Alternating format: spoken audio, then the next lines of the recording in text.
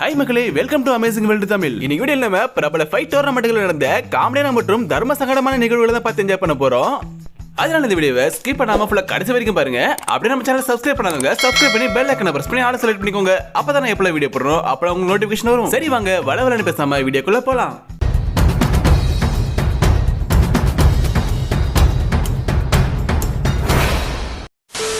Alex ரீடுக்கும் Jason பேரட்டுக்கும் ஒரு பயங்கரமான face of நடக்க போகுது.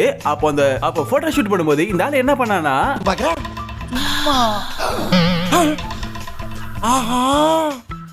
அவனா நீ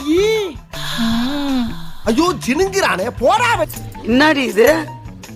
இதே போல ஒரு சம்பவம் பெண்கள் மத்தியில நடந்திருக்கு. ஆனா காமெடியா இல்ல, அடாவடியா. ஈவா பர்னிகாவுக்கும் ஈடித் சொலடுக்கும் WBO டைட்டில் ஃபைட் நடக்க இருந்தது. அப்போ போட்டோ ஷூட் பண்ணும்போது ஈவா பர்னிகா பச்சைக்கன ஒரு உமா கொடுக்க இந்த பொண்ணு நச்சக்கன ஒரு அற விட்டுச்சு.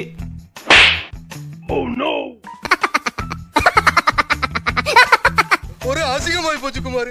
வெற்றியும் தோல்வியும் வீரனுக்கு சகஜங்கிற மாதிரி போட்டி முடிஞ்சதுக்கு அப்புறம் ஜெயிச்சவரும் தோத்தவரும் கை கொடுத்து கட்டி பிடிச்சிக்கணும். அப்படி மேட்ச் முடிஞ்சதும் ஜெயிச்ச பிளேயர் தோத்த பிளேயருக்கு கை கொடுக்க போகும்போது அவர் கோவப்பட்டு கை கொடுக்காமல போயிட்டாரு. ஆனா பதிலுக்கு உடனே அந்த ஜெயிச்ச பிளேயர் அவரை பார்த்து கண்ணாப்பன்னு பழிச்சு காட்ட ஆரம்பிச்சிட்டாரு. இது அங்க இருந்த ஆடியன்ஸ் எல்லாருக்குமே இது ஸ்போர்ட்ஸ்மேன்ஷிப்பே இல்ல, ரொம்ப தவறான செயலா பட்டுருச்சு. ஃபைட்ல ஜெயிச்சதுக்கு அப்புறம் எல்லா பிளேயர்ஸும் செலிப்ரேட் பண்றது வழக்கமான ஒண்ணு. அப்படி இந்த பிளேயரை பத்தினா நம்ம டான்சிங் ரோஸ போல பயங்கரமான பல வித்தைகளை காட்டி டான்ஸ் ஆடி செலிப்ரேட் பண்றாரு.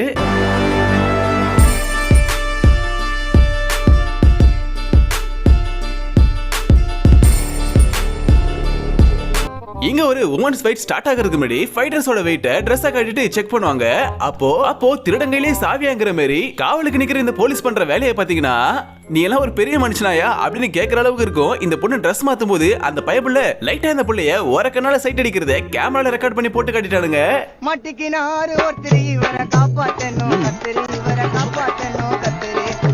ஒவ்வொரு மேட்ச் ஸ்டார்ட் ஆகிறதுக்கு முன்னாடியும் இவனுங்க இப்படி பண்றத வழக்கமான காரியமே வச்சிருக்கானுங்க போல. அப்படிதான் இந்த மேட்ச்ல பாத்தீங்கன்னா ஃபைட் ஸ்டார்ட் ஆகிறதுக்கு முன்னாடி இந்த ப்ளூ Dress ஆப்போனன்ட்க்கு உமா கொடுத்துட்டா, பதிலுக்கு அவன் ஒன்னு கொடுத்தான்.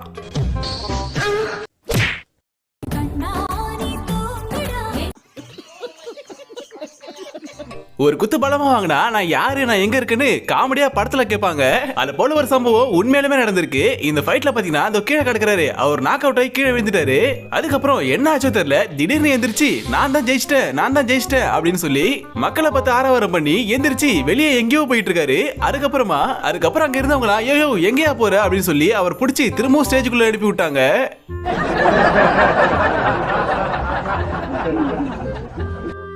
ஜெயிக்கிறதுக்கு முன்னாடி ஆடக்கூடாது, ஜெயிச்சதுக்கு அப்புறம் ஓவரா ஆடக்கூடாது. இந்த பழமொழி இவருக்கு கரெக்டா பொருந்தும். ஒரு மேட்ச்ல ஜெயிச்சதுக்கு அப்புறம் குரங்கு மாதிரி ஓடி போய் அந்த ஸ்டீல் கேட்ச் மேல ஏறி அங்க இருந்து பெல்ட் அடிச்சிருக்காரு இவரு. ஆனா எதிர்பாராத விதமா கேமராமேன் மேல விழுந்துட்டாரு.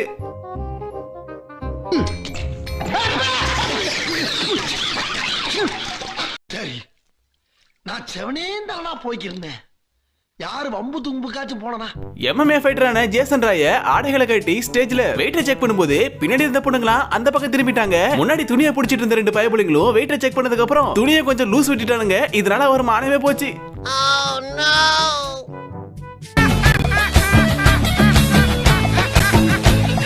ரெண்டு பேர் சண்டை போட்டுக்கிறாங்கன்னா குறுக்கு யாரும் போக கூடாதுன்னு பல பேர் சொல்லி கேள்விப்பட்டிருப்பீங்க. அது இந்த ரெஃபரிக்கு கரெக்டா பொருந்திருக்கு. ஒரு ஃபைட்டர் இன்னொரு ஃபைட்டரை எட்டி வதைக்கும் போது குறுக்க இந்த கௌஷிக் வந்தா அப்படிங்கிற மாதிரி, இறந்திடவா நீ பிறந்தாய் அன்பே நீ ஊருக்குள்ளே.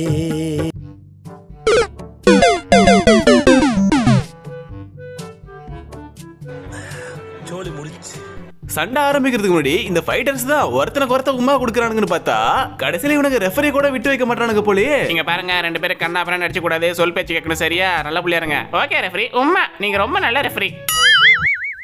காலையில என்ன விளையாட்டு காட்டுறாங்க, எப்படி எல்லாம் சோதிக்கிறாங்க. நம்மளோட ஸ்கூல் டீச்சர் ஒரு வார்த்தையை கண்டிப்பா சொல்லிருப்பாங்க, நீங்க சண்டை போற சிச்சுவேஷன் வந்துச்சுன்னா அந்த சண்டையை தவிர்த்துட்டு வாக் அவுட் பண்ணிடுங்க அப்படின்னு. அதுதான் இந்த பாக்ஸர் கர்டிஸ் ஹார்பர் செஞ்சிருக்காரு.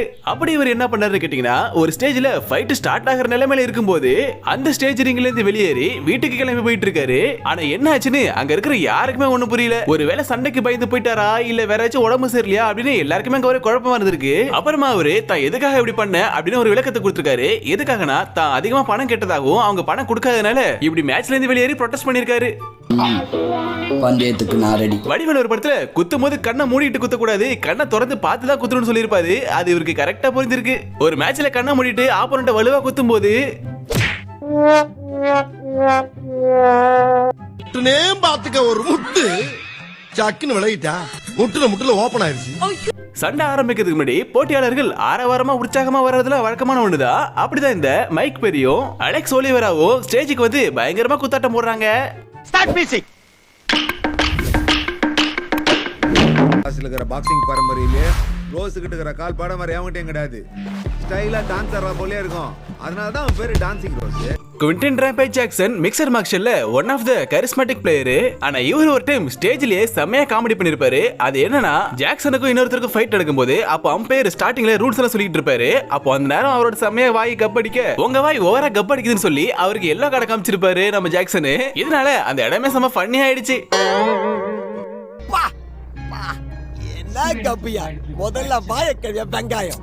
பெர்காப்ஸ்ங்கிற இந்த referee one of the entertainer referee. இவர் ஸ்டேஜுக்கு ரெஃபரியா வந்தா இவருக்குன்னு தனி ஃபேன்ஸ் உண்டு. அது ஏன்னா அவர் கொடுக்குற வித்தியாசமான எக்ஸ்பிரஷன் அண்ட் ரியாக்ஷனுக்கு தான். டேய் போதும் அடிச்சு கிடிச்சு செத்துற போறான். விட்டுரு அடேங்கப்பா என்ன பஞ்சு, சரியான பஞ்சுடா. உடாரவன சாத்ரா அடேங்க ஐயால. போதும் இதுக்கு மேல வேணாம். அம்மாடியோ என்ன மாதிரி பஞ்சு. தன்னை குத்த வந்தவர்கிட்ட மிஸ் ஆயிட்டு போட்டாரு பாருங்க ஒரு குத்த.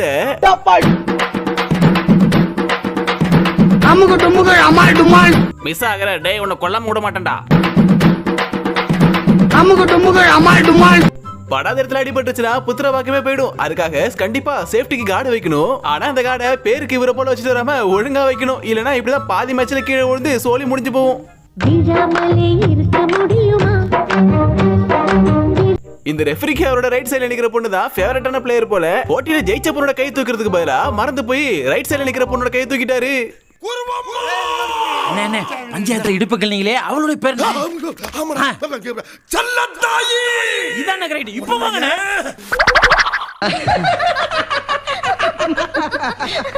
நம்ம எல்லாரோட ஃப்ரெண்ட்ஸ் கேங்லயும் கண்டிப்பா இப்படி ஒருத்தர் இருப்பான். என்னன்னா கேமரா பார்த்தா ஃபன்னியா கேவலமா ஒரு ரியாக்ஷனை கொடுப்பான். அப்படிதான் இங்க ஒரு ஃபைட்டரும் சீரியஸான சிச்சுவேஷன்ல ஆப்போனன்ட் தன்னை ஸ்மாக் போட்டுருக்கும் போது கூட கேமரா பார்த்து ஒரு சூப்பரான ரியாக்ஷன் கொடுக்கறாரு.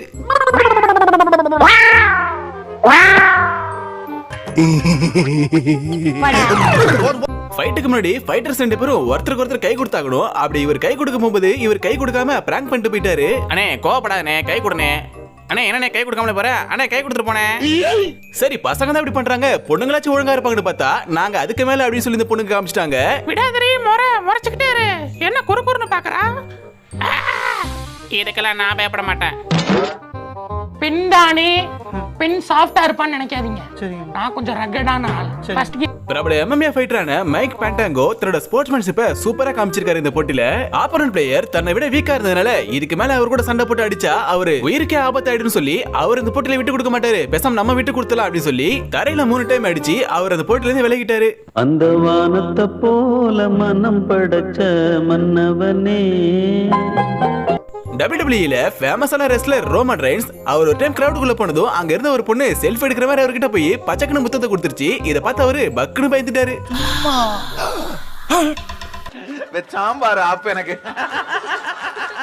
MMA ஃபைட்ல ஜெயிச்சதுக்கு அப்புறம் அந்த பிளேயருக்கு சேர் கேர்ள்ஸ்லாம் வந்து அவார்டை கொடுத்து மெடலை போட்டு சப்போர்ட் பண்றாங்க. அதுக்கப்புறம் இந்த பைபிள எல்லாரும் கூப்பிட்டு வாங்க போட்டோ எடுத்துக்கலாம்னு சொல்லி போட்டோ எடுக்கிறான். போட்டோ எடுத்து முடிச்சதுக்கு அப்புறம் இந்த பைபிள பண்ண காரியத்தை பார்க்கணுமே.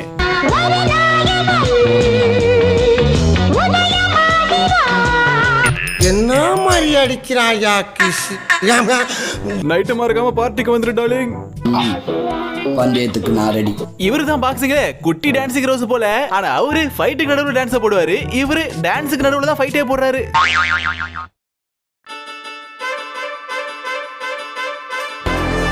வாத்தியார் நடத்துற பாடம் போர் அடிக்குதுன்னு சொல்லி இந்த பைப்புல கிளாஸுக்குள்ளே பானிபூரி போட ஆரம்பிச்சிட்டான். நீ சுத்த பூசனி எப்படி காலேஜ் முடிச்சிட்டு வேலை இல்லாம பானிபூரி தான் விற்க போறோம்னு சொல்லி இப்போல இருந்தே பானிபூரி போட கத்துக்கிட்டு இருக்கான் போல இந்த பையன்.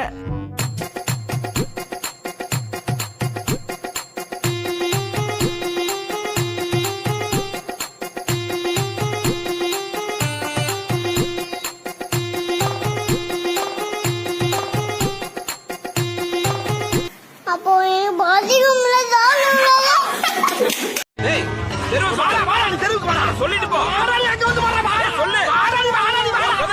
ஓகே மக்களே, இந்த வீடியோ உங்களுக்கு பிடிச்சிருந்தா மறக்காம லைக் பண்ணுங்க, உங்க ஃப்ரெண்ட்ஸ் ஃபேமிலிக்கு ஷேர் பண்ணுங்க. இது போல ஃபன்னான வீடியோஸ் பார்க்க நம்ம சேனலை சப்ஸ்கிரைப் பண்ணி சப்போர்ட் பண்ணுங்க. அடுத்த ஒரு ஃபன்னான வீடியோல சந்திக்கிறேன். தேங்க்ஸ் ஃபார் வாட்சிங். பை.